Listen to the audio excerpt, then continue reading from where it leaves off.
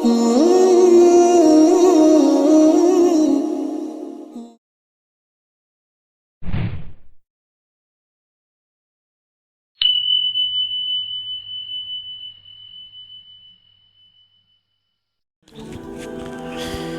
اللہ الرحمن الرحیم۔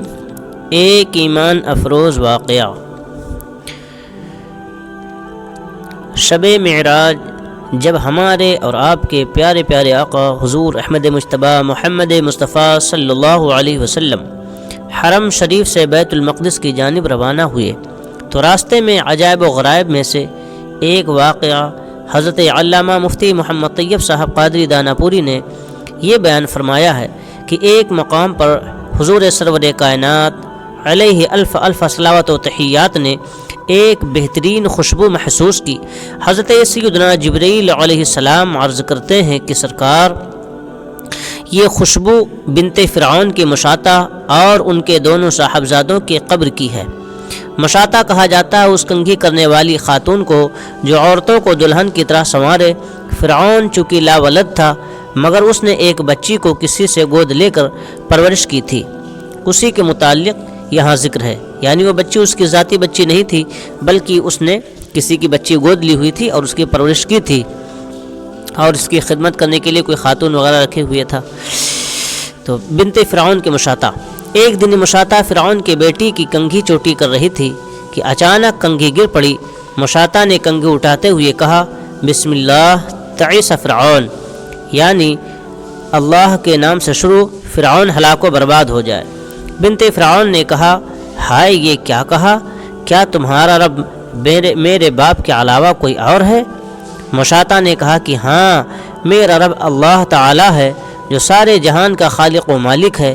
بنت فرعون نے کہا، کیا میں اپنے باپ کو اس بات کی خبر کر دوں جو بات کی تو نے کہی ہے کہ تیرا رب میرے باپ کے علاوہ ہے؟ مشاطہ نے کہا کہ ہاں ضرور خبر کر دو، مجھے کوئی پرواہ نہیں ہے۔ بنت فرعون دوڑتی ہوئی اپنے باپ کے پاس گئی اور سارا ماجرا اس ملعون سے جڑ دیا۔ فرعون نے مشاطہ کو طلب کیا اور کہا، کیا تیرا رب میرے سوا کوئی اور ہے؟ مشاطہ نے کہا، ہاں میرا اور تیرا رب اللہ تعالی ہی ہے۔ مشاطہ نے بڑی بہادری سے جواب دیا، بڑی ہمت سے اس نے کہا کہ ہاں یہ بات سچ ہے کہ میرا بھی رب کوئی دوسرا ہو، تیرا بھی رب کوئی دوسرا ہے۔ مشاطہ رحمۃ اللہ علیہ کے شوہر اور دو لڑکے تھے۔ فرعون نے جب دیکھا کہ اس طرح یہ گمراہ نہیں ہوگی تو سوچا کہ ان دونوں میاں بیوی کو مال و دولت کے ذریعے ورغلانا چاہیے۔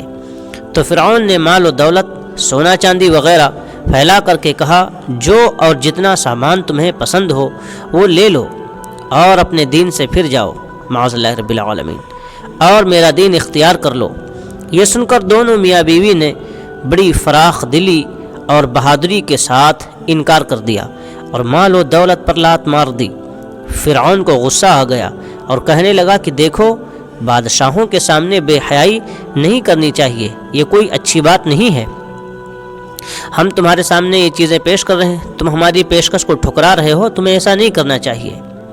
اس نے کہا کہ جو میں کہہ رہا ہوں اسے مان لو تو عیش و عشرت کی زندگی گزارو گے، ورنہ تم سب کو قتل کرا دوں گا۔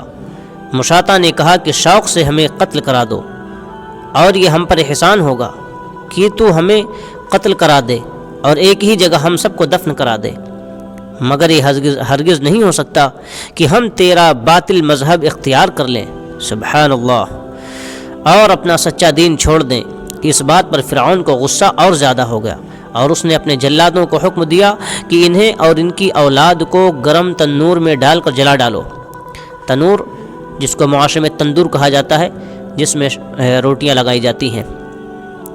کارکنان فرعون نے بچے کو ماں کی گود سے چھیننا چاہا جس کی عمر 7 ماہ تھی۔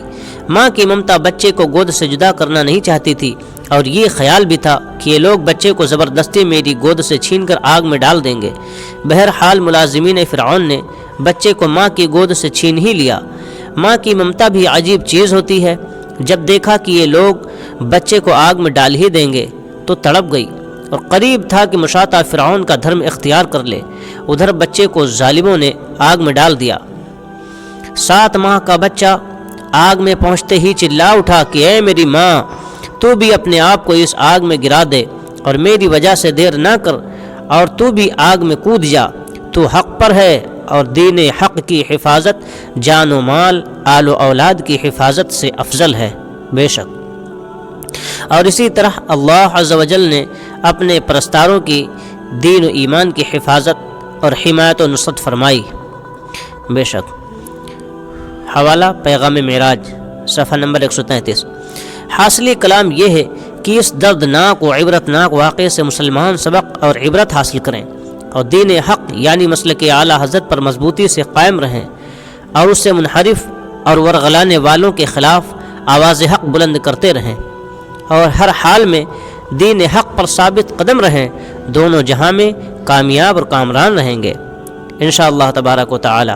مولا تعالی تمام فرقہ باطلہ اور کفار و مشرکین، یہود و نصارہ وغیرہ پر ہمیں اور تمام اہل سنت الجماعت کو فتح و نصرت اور سربلندی عطا فرمائے آمین۔ نیز دین حق پر ثابت قدم رکھتے ہوئے اسلام و ایمان پر ہم سب کا خاتمہ بالخیر فرمائے آمین ثم آمین۔ تیری الفت میں مرنا، تیری الفت میں مر مٹنا شہادت اس کو کہتے ہیں، تیری الفت میں مر مٹنا شہادت اس کو کہتے ہیں، تیرے کوچے میں ہونا دفن جنت اس کو کہتے ہیں، تیرے کوچے میں ہونا دفن جنت اس کو کہتے ہیں۔ بات اچھی لگی ہو تو لائک کریں اور اپنے دوست احباب کو بھی شیئر کریں، کمنٹ باکس میں ہمیں اپنی رائے سے آگاہ کریں۔ اگر چینل پر پہلی بار آئے ہیں تو ضرور سبسکرائب کریں۔ دعا میں یاد رکھیں آپ کا میزبان دلشاد رضا رضوی۔ انشاءاللہ تبارک تعالی ایسی مزید ویڈیو آپ کے لیے بآسانی فراہم کرتے رہیں گے۔ اللہ حافظ۔